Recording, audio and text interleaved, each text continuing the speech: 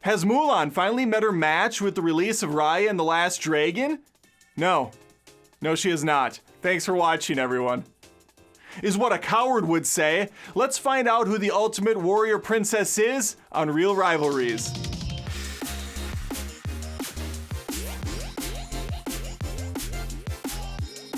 Today we look at a couple of Disney's fiercest warrior leads, weighing the pros and the Aquafinas of each. Brave could have been thrown in this too, but that's a Pixar film, and honestly, they win enough as it is.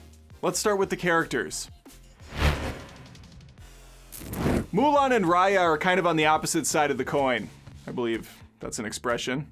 I mean, I'm expressing it. The Fa family's all about tradition, which is pretty steeped in the whole, hey, why aren't you in the kitchen type of thinking. Mulan isn't having it. She also can't pour a cup of tea to save her life, let's be honest. Raya, on the other hand, has been training for battle since birth. Presumably. I'm basing that on the fact that there's a tiny infant jumping around with monkeys doing all sorts of martial arts moves, so I mean, I guess they're teaching these kids young. Anyways, Mulan doesn't appear to have any fighting skills until the training montage kicks in.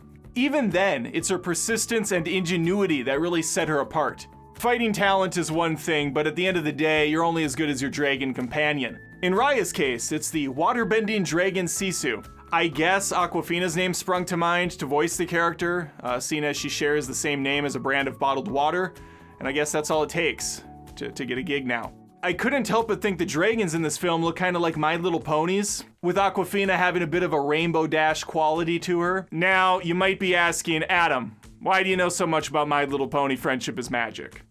It's a good question. We're gonna move on. What Mulan's dragon Mushu lacks in size, he more than makes up for in personality. Clearly the movie wanted another Genie of the Lamp type character here, but thankfully Eddie Murphy did a great job making Mushu his own unique voice.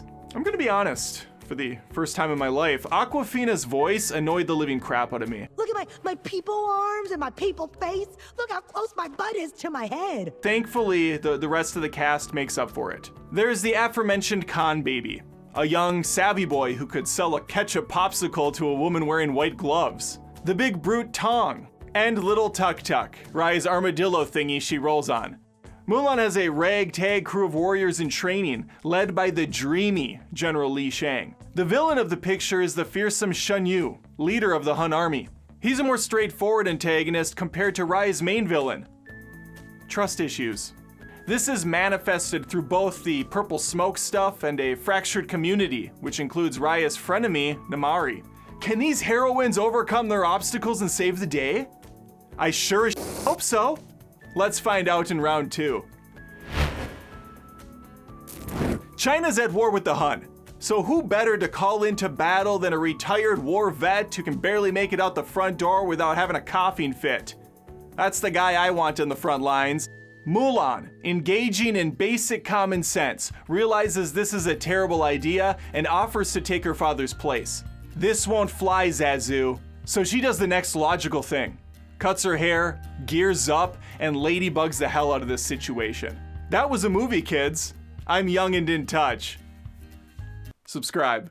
Back at the Mulan household, the ancestors don't like this idea at all, and call upon disgraced dragon Mushu to awaken the great stone dragon to stop her. Why they're giving Mushu any sort of responsibility is beyond the pale. I can't fathom it. He of course breaks the statue and goes against their wishes, helping Mulan on her journey.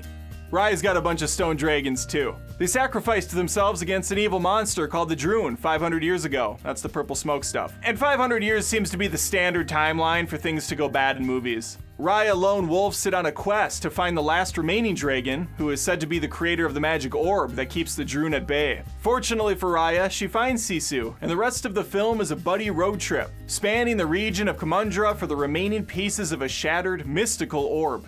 So which of these stories leads to more excitement? Well, that's a great question I just asked myself. Let's find out.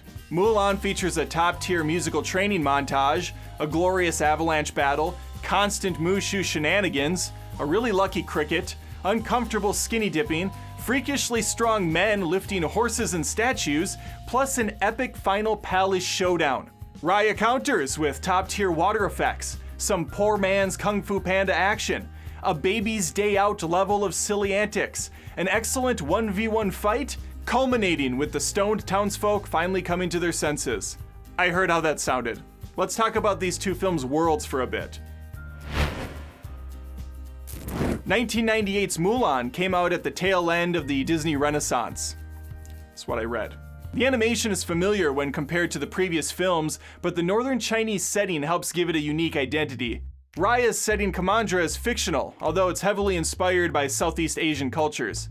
Mulan has humorous spirits, large sweeping vistas, colorful characters, and of course Chinese-based weaponry, clothing, and customs. Raya has a baby fighting with a bunch of monkeys over a banana to distract some guards. So, both groundbreaking, mature experiences.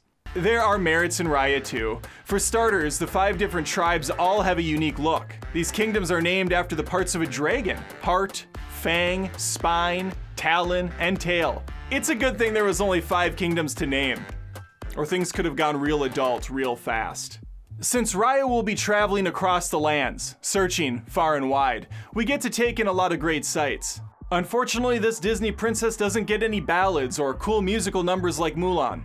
It's a real shame, as I was really looking forward to Awkwafina hitting us with a dragon rap number. That was sarcasm. Let's finish this. Mulan and Raya both feature very brave, strong-willed protagonists, but there could be only one winner here today. For me, it's Mulan. The music, the visuals, the setting, and the powerful story give it the edge. Raya certainly has its heart in the right place, but Mulan just has a few more grains of rice to tip the scales in its direction. I gave you my take, now I want to hear from you. Leave a comment with your winner, give the video a like if you had some fun, and I'll see you next time on another Reel Rivalries. I can't wait for Disney to make Bolt 2, where Pitbull can be the voice of one of the characters because, you know, he shares the name of a dog and that's all it takes anymore. Maybe Disney could make an animated breakfast film with Kevin Bacon and Christina Applegate and O.J. Simpson. No, that was too much. That was too far.